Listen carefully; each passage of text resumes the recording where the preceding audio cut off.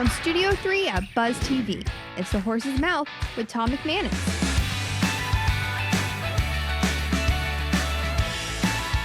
All right, time once again for The Horse's Mouth. Here at Tommy Max, of course, at my bar, where all are welcome to have a seat, have a beverage, and get a chance to tell their story about what they're doing out there. Brought to you by our good friends at Foodies Care. It's Biz Champions time, so that means Major Harding is here. And we got some welcome guests back and some new guests as well. We're going to talk a little banking, a little medical, health care, and a little real estate as well. We'll wrap it up in a bow right here at the bar. So let's start with our panel. Patrick Heatherington's back. Hey, Patrick, welcome back. Now with PrimeSouth Bank, a new bank that's entering into the market. Tell us about PrimeSouth. PrimeSouth is a privately held community bank based out of Waycross, Georgia. Okay. So we're 100% privately held, which is a change. But back in 30 years ago, Jacksonville was kind of like a hub of community banks and things like that, and a lot have moved out. So we've got a good presence in southeastern Georgia, a little in Fernandina, and so looking to expand into Jacks, and opened our commercial office in December in Deerwood. What got you in banking in the first place? You've been a banking professional for a long time. What drew you to that industry? Accident, yeah. As far as really? I thought it was gonna be a summer job or a Internship? job in college, and started out as a teller, and then it just evolved into a career. It wasn't what I set out to initially, but just kind of fell into it, which is common in the industry. So with a community bank, Patrick, is it less red tape? You guys make your own decisions, it quicker processes, that kind of thing? Oh yeah, very very efficient, very few layers as far as in management, and as far as with our structure. I mean, really our owners are involved in loan decisioning. So as far as our loan committee involves, the owners of the bank, and so as far as it's a whole different experience. It's been really refreshing and a lot of fun. I bet, because you guys don't like the red tape either. The consumer doesn't like it, but you guys working it don't like it. We deal with it. We do what we have to do, but it's nobody enjoys it. Yeah. Well, great to have you back, man. I'm glad you're bringing this new bank into our area. Hope it goes well. A lot of fun. All right, man. Appreciate it. Ken Flechler is here, CEO from Health Alliance Global.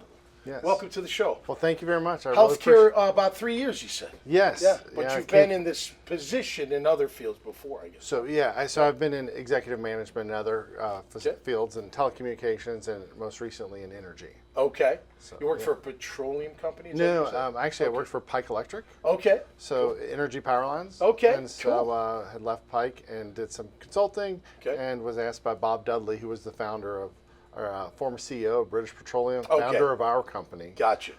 Asked me to come join him and create a kind of a startup around proxy medicine, which really takes virtual healthcare to the next level by putting diagnostic equipment in locations like jails, nursing homes, remote areas. Like kiosks almost? It's almost like a kiosk, but has like a medical technician and takes the key components of an emergency room, puts them there. So like you an X-ray?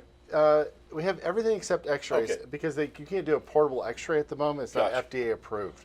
But we have EKGs, we have otoscopes, we have stethoscopes, things that the remote doctor, they can see the whole interaction. And we've been very successful. Over 50% reduction in transports to the emergency room. And we're doing it at a fraction of the cost.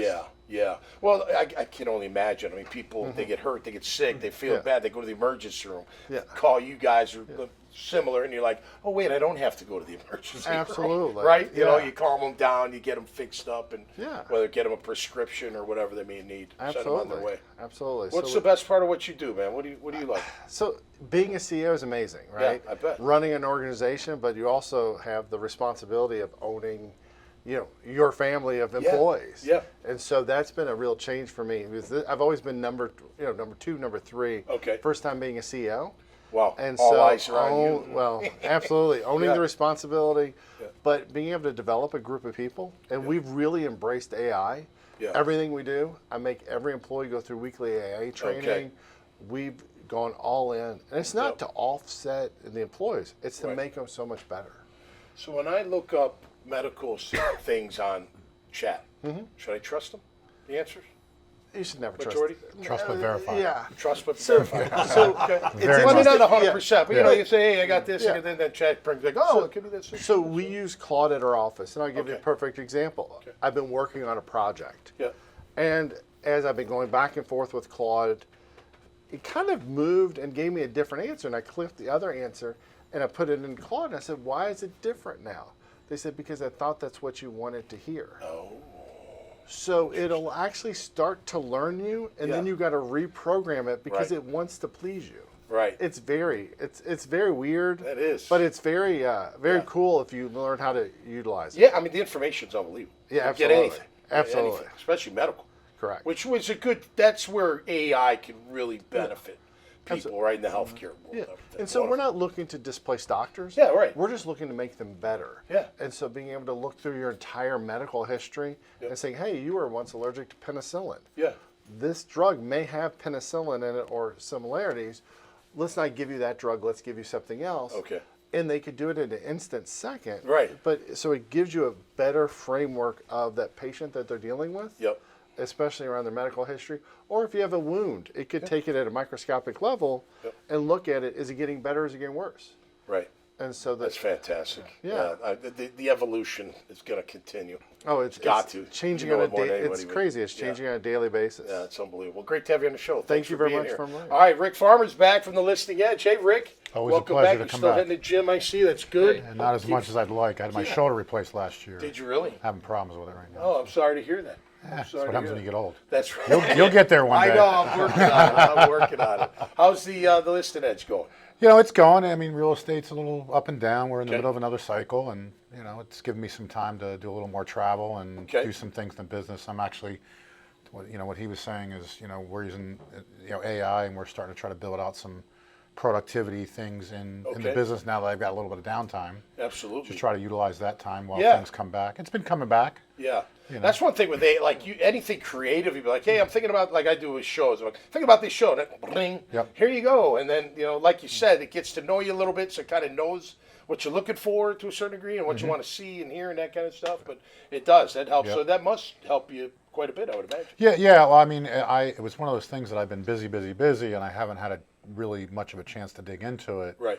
And lately we haven't been as busy, so I've had some more time to dig into it, and it's allowed me to start working on building some. That's one nice thing about Claude is like you don't have to be a coder. Right.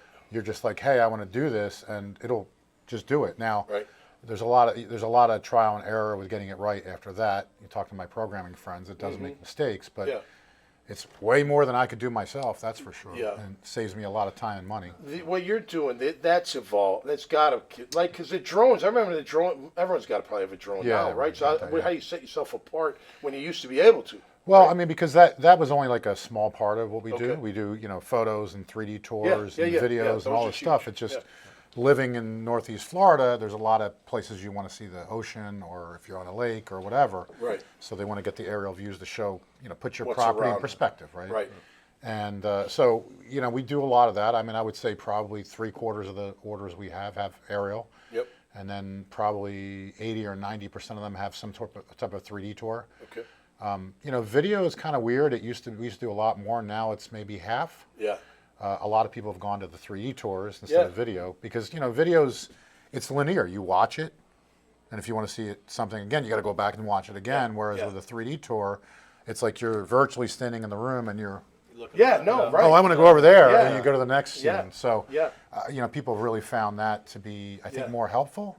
Out of town buyers and things like that. So it's amazing. Like consumers, used to have to touch everything. Right. Now people are buying houses without even looking at them, like physically, right? Or you buy stuff at Amazon. Oh, well, just return it if it doesn't fit. And I'm still not there yet. You know what I mean? Like I need to try on the pants. I'm the old school guy. You know what I mean? I need to try on the shoes, see them. On my feet, before I order them or get them and that kind of thing. Take my scale out and scale off the drawing, how many feet of curb. Yeah, exactly. How many square yards of asphalt and stuff. I mean, just old school. Yeah. I'm looking forward to seeing, and I know they're using it already, but AI in sports, like preparing for your opponent, it's got to be. Oh, it's got to be just even more take incredible. it to the next level. And the thing with AI that I've learned is like the general stuff, the claws and the ChatGPT stuff, they're great. Yep.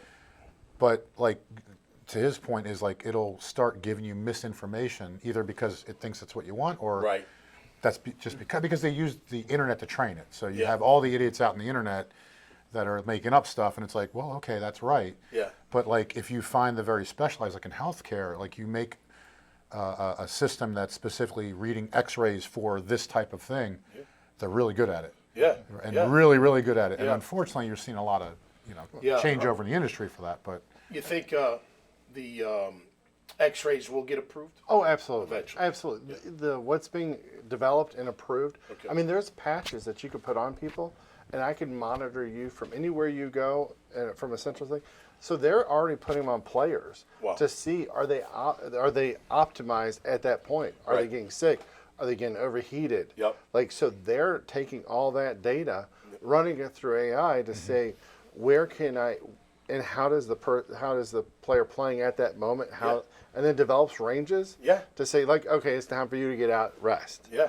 Because you hit that level. Yeah, they do that now. Like even hits. Like if there's a big hit, they're like, let's check him out. His brain rattled. We've got to bring him in and check him out. That kind of thing. Yeah, that's going to continue. I know for the last couple of years the Eagles have been doing that. Yeah. So they can see the performance of the players, and it's nice because you can see if they're having a problem. Because like your performance might start to decrease, but you don't notice it. Yeah. But the system will notice it and go like, whoa, we need to check something on this guy before he's really hurt. Yeah. Right? I mean, you look at the GPS tracking now. They put it on a player. They're like, I don't have to go watch you run a 40-yard dash. I'm watching you run in practice. Exactly. And I got your time right here. Yeah. Well, so what's the point? When you guys used to watch, footage of game footage of opponents or yourselves or whatever, I think we'll see AI analyzing that and save you hours of video time just spitting out, okay, well, your opponent this week is the Pittsburgh Steelers and rattling off weaknesses that it identifies. That's right. And then they'll be doing the same thing to you. So if you're not doing it, you're going to be behind them. Yeah. I know pitchers are already doing that.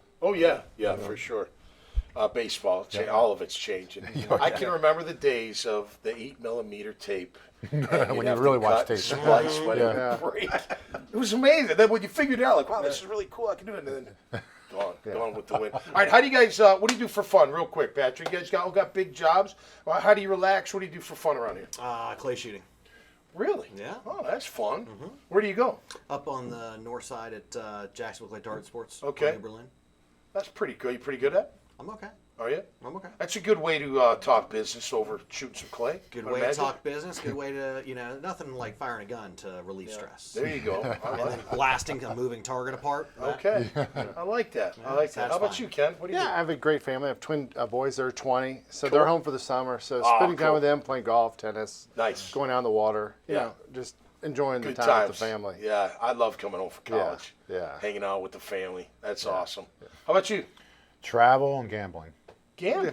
All right. That's how I do my traveling. I just got back from Lake Tahoe. That wasn't such a good trip, but normally I'm okay. What's your game? Do you have a game? Mostly craps. Craps, really? Yeah, What's the key to it?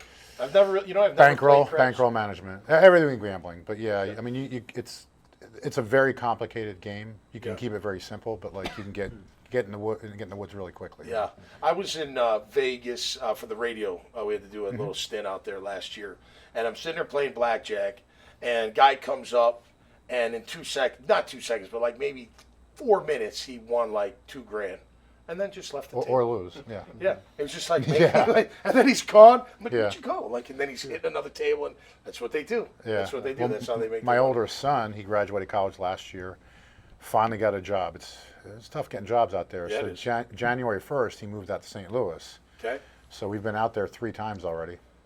We're planning on going in August to catch a Phillies game. Nice. But I just stay at the casino, so I don't stay in his apartment. Yeah. And then we hang out and do stuff, and then I drop him off at home, and then I go play craps. Yeah, that's Perfect. great. Pays for my trip. Great. I know you have the 4 Fs, but what else do you do for fun? I skeet shoot on Wednesdays do. at St. Augustine Gun Club. That's cool. I enjoy it. We go down and cook a steak and hang out, or have the fried chicken or fried pork chops. Yeah, man. Shoot and eat.